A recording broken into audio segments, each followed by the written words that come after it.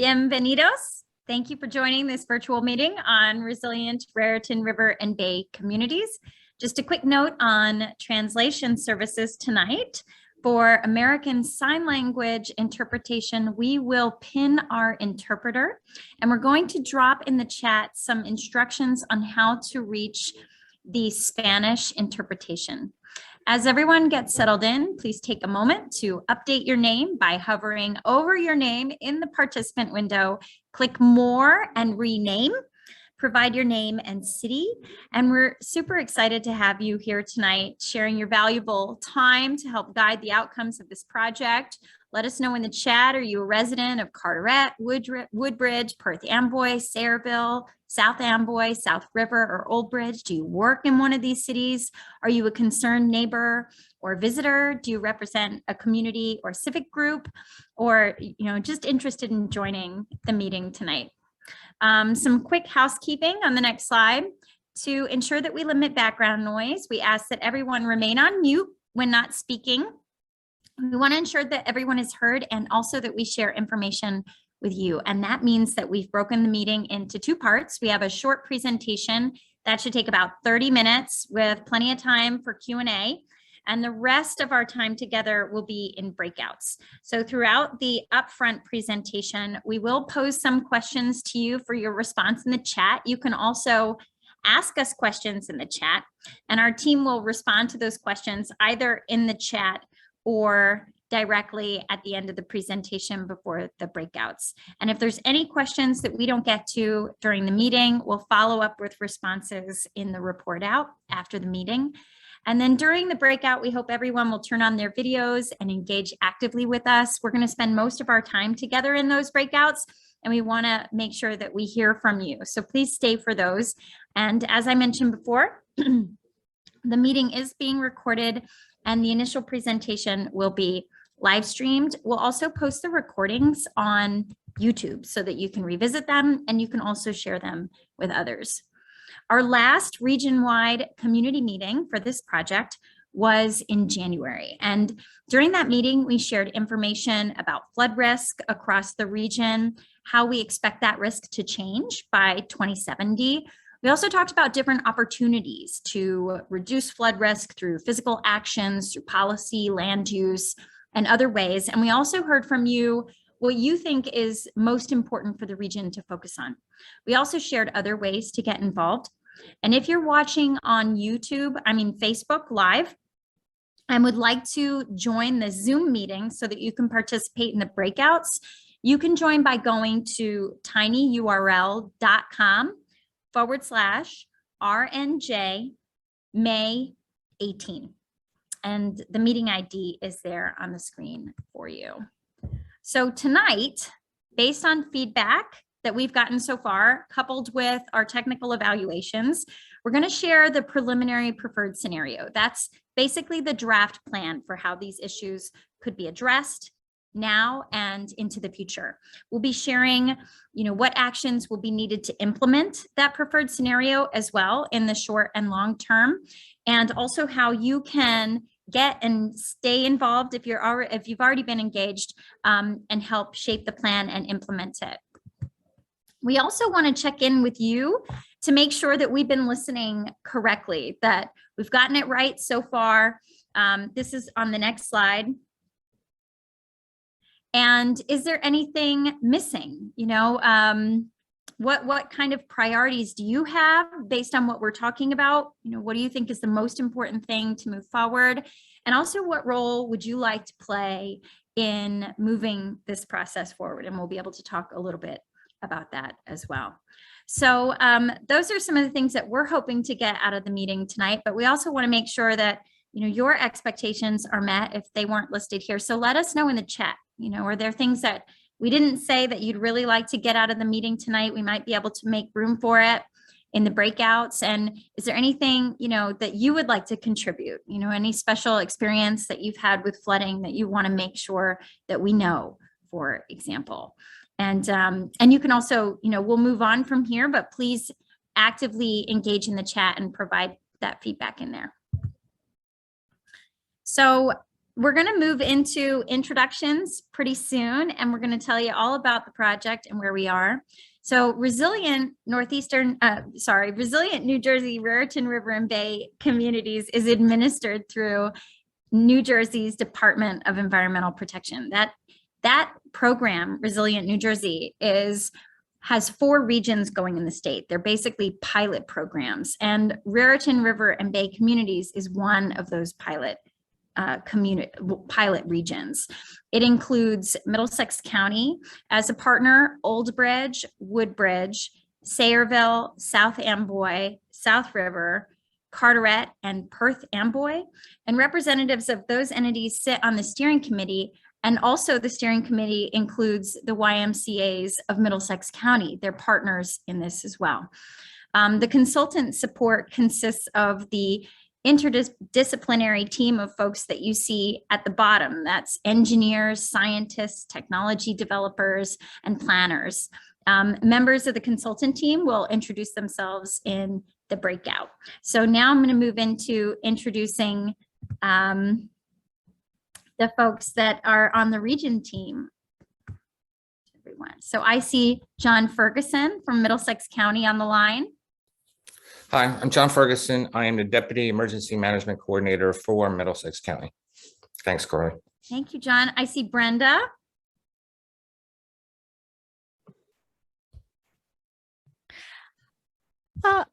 Sorry. Hi, everybody. I'm Brenda Crespo. I'm the Director of Community Health Initiatives at the Raritan Bay Area YMCA. Thank you. I see Brady from Middlesex County. Good evening, everyone. Senior Environmental Planner for the county, helping coordinate from the county perspective. Glad to be here. Thank you. Thank you. I see Steve from the YMCA, Steve Chauvin.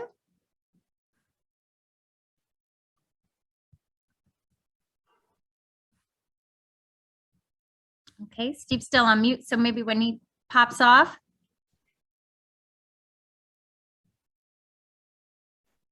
I see Mary Ann from the YMCA.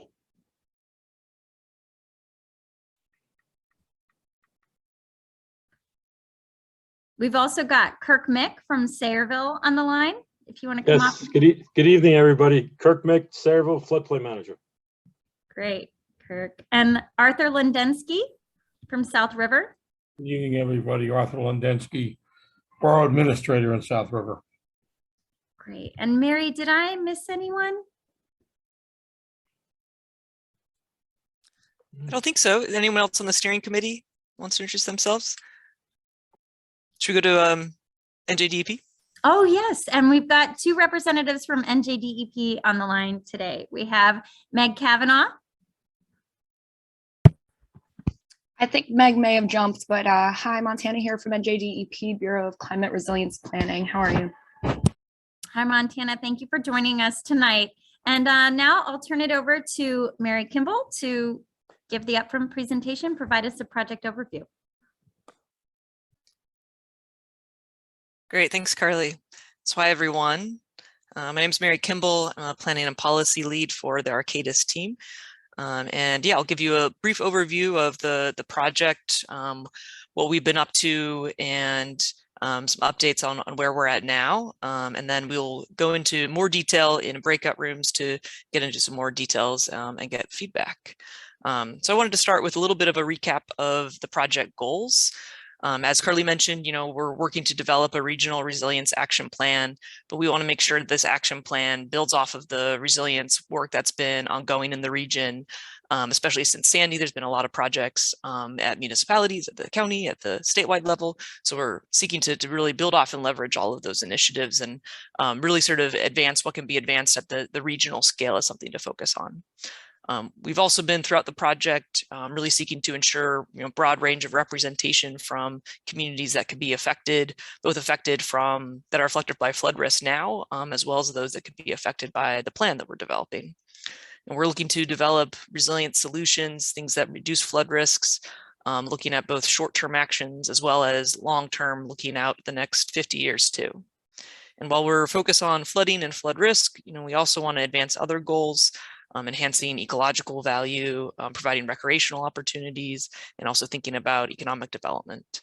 And throughout the process, we've been meeting with a lot of stakeholders, different state agencies, public agencies, as well as other nonprofit organizations to really kind of get input from a wide variety of people and also start to think about, what are the different roles that different agencies and entities can be serving in the implementation of the plan. So what will this plan include? We'll get into more detail on all of this, but we are looking across to develop recommendations and make recommendations in a few different categories. We're looking at proposed physical projects, such as like nature-based solutions or things like wetlands. We're also looking at more physical solutions like flood protection of critical assets. And then we're also looking at what are necessary changes to policies and ordinances and governance, including higher standards for new development so that new development is less at risk in the future, and also changes to local land use policies. And then we're also looking at opportunities for outreach, education, and capacity building, things like advancing public educational campaigns, increasing awareness of flood risk, and also identifying needs for funding for flood mitigation for individual property owners, and also for green infrastructure. Mary, can we just take a pause here to switch translators?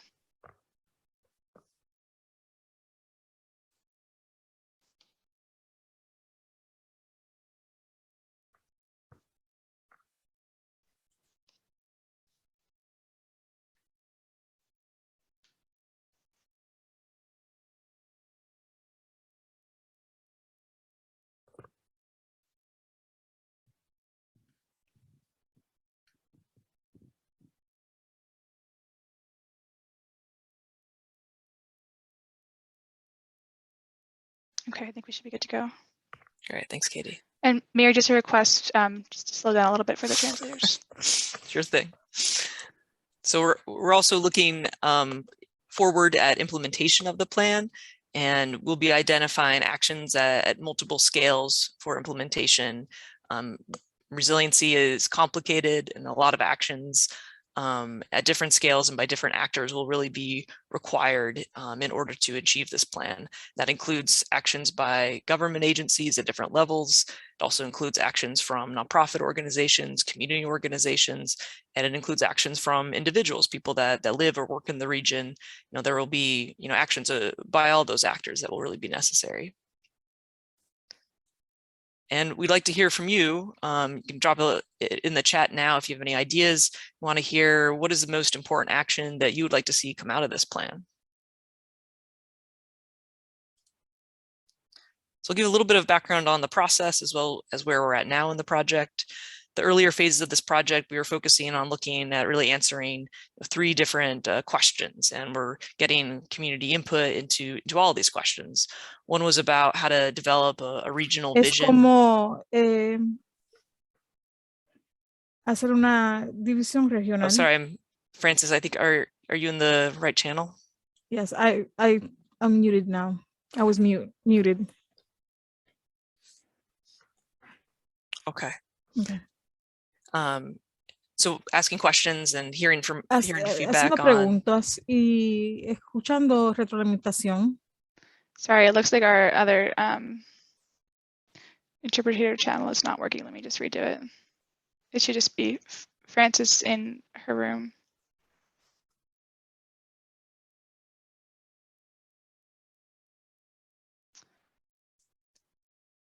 Yeah, thanks everyone. Just bear with us as we figure out the translation for this.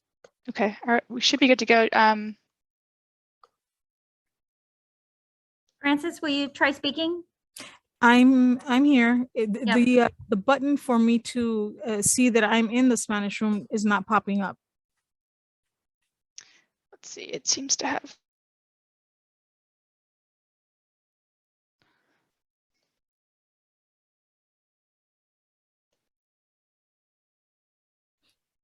Okay. Okay, are you seeing it now?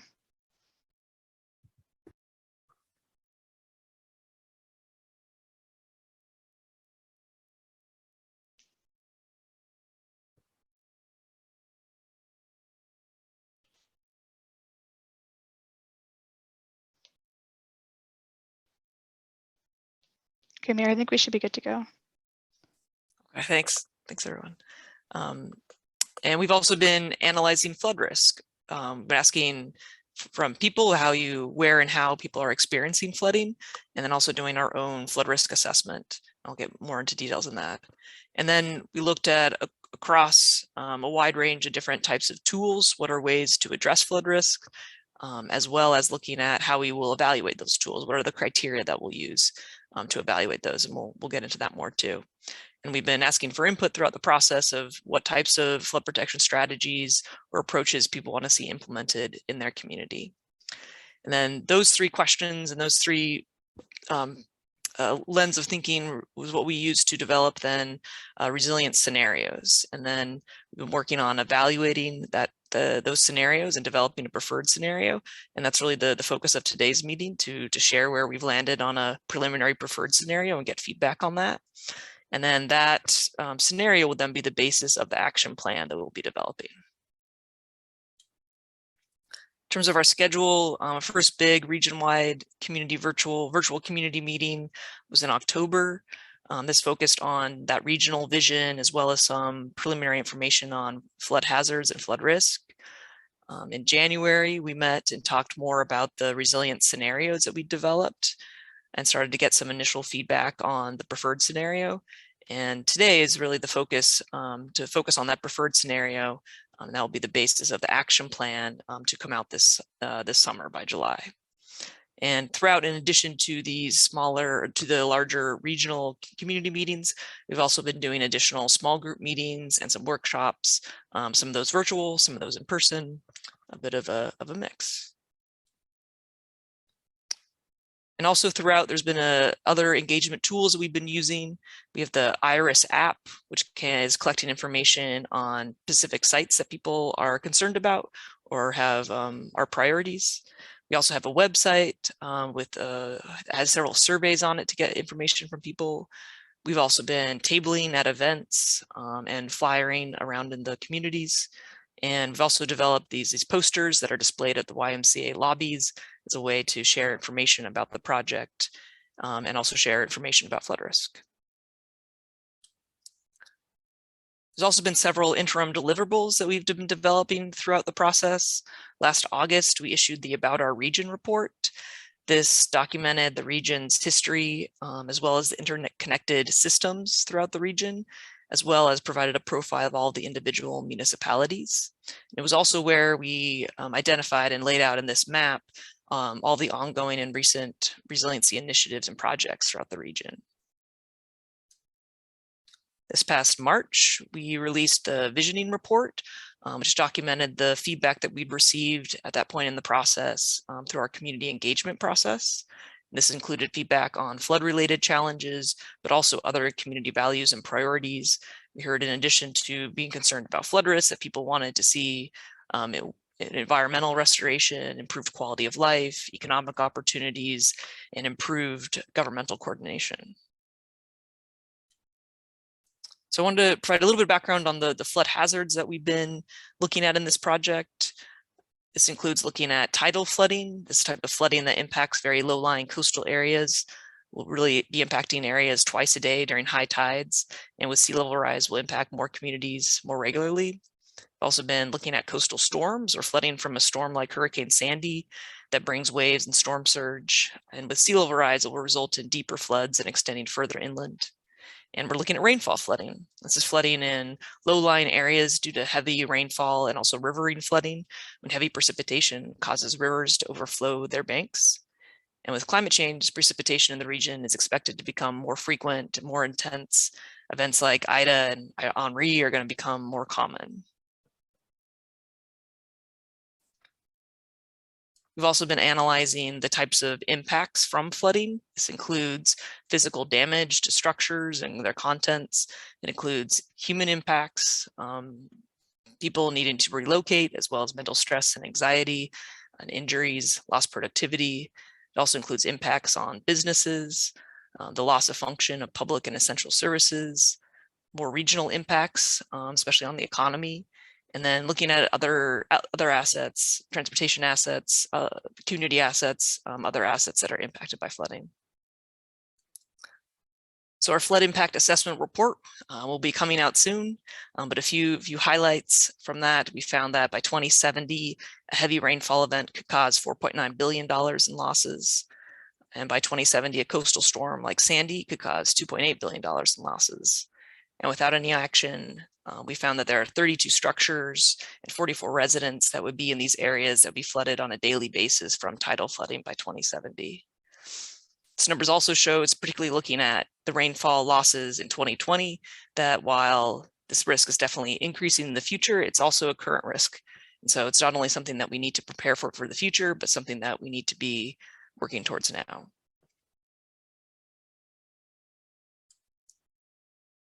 We're also now adding in additional climate hazards, looking beyond flooding. We've been looking at the impacts of extreme heat, drought, groundwater table rise, and I'm looking at sort of some related issues around air quality and wildfires as well. And sort of some things that we found through this analysis is that, especially in some of the more urban areas within the region, that increasing heat will continue to be an issue. We've also found that groundwater table rise could lead to contamination of groundwater. So as part of this, in addition to identifying proposed physical projects, policies, ordinances, and governance changes, and outreach and educational capacity building opportunities for flooding, we're also looking at those same set of strategies to address these additional climate hazards, and that'll be incorporated into the action plan. And then throughout the process, as issues have come up that people have been interested in and want to sort of see as part of project implementation, we've been advancing those throughout the process. And so a few examples are around FEMA, the Risk Rating 2.0 outreach campaign that we're developing now. We're also looking into opportunities for improving regional evacuation planning, as well as opportunities for improving watershed planning or improving governance at the watershed scale, as well as opportunities for green infrastructure for stormwater management. So all those things will be incorporated into the action plan as well. So the 3 scenarios that we shared at our last community meeting, just to recap those quickly, we looked at the first scenario we called Protect, and this focused on protection of critical assets, economic centers, and developed areas through mostly physical strategies, barrier systems, adaptation of individual buildings. And then the Restore scenario, this focused more on the restoration of natural systems, as well as minimizing exposure through reducing density in the most vulnerable areas. And then the third was the Transition scenario, which did combine some elements of Protect, some elements of Restore, but also looked at how land use and redevelopment could be really used to shape a region that is more resilient long-term and is growing in the right places to minimize flood risk. So earlier in the project, we developed these evaluation criteria and had some discussions with the steering committee as well as at our community meeting to get feedback on this and have refined the evaluation criteria. This is really, what we're using or what have been using to evaluate those scenarios. So looking at wide range of criteria, how adaptable the design is, the costs and the benefits in terms of risk reduction, as well as other impacts on the environment, impacts on the community, and opportunities to advance partnership and social equity. So the scenario evaluation, something that we're still working through, and these are the draft evaluation results. I just wanted to kind of quickly highlight what we found in this evaluation process. You can see on this slide, the red sort of means, less resilient. The green means more positive, closer to achieving better resilience. The scenario or the transition scenario actually scored the best in this rank, best across the scenarios. Really found that it had was the most adaptable over time, provided benefits the most, as well as minimized impacts on the environment, and provided opportunities for community engagement. And then on the other hand, the Protect scenario we found had potential impacts on the environment, also sort of lower in terms of adaptability, and sort of less opportunities for partnership and equity. And the Restore scenario was a little bit in the middle of these two. So we took that evaluation as well as what we heard from people at our last community meeting to develop a preferred scenario. So the preferred scenario we're calling protect, restore, and transition.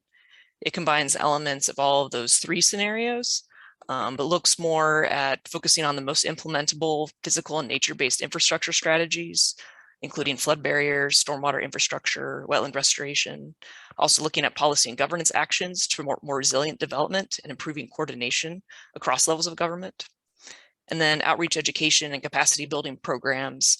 I've heard more and more about the need to improve awareness of flood risk and promote adaptation of individual communities.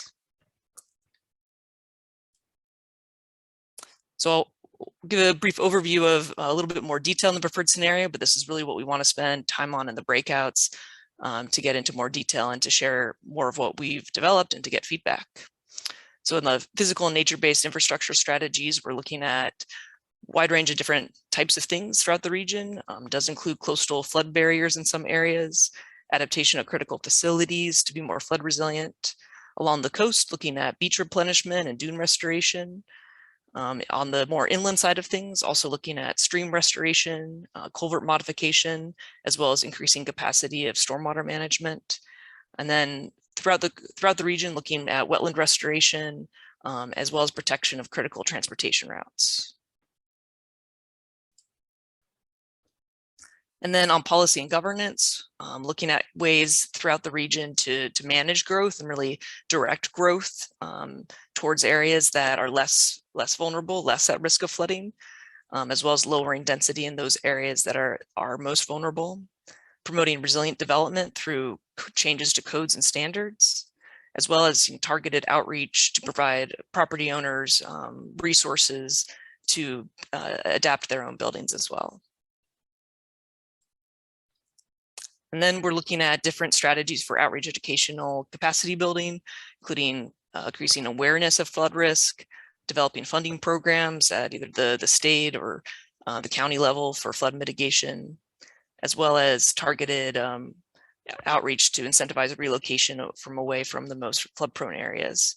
So we've started to develop and mock up some different materials that could be used for this educational campaign, and are thinking about ideas around signage and other things that could be used to really promote this awareness throughout the region.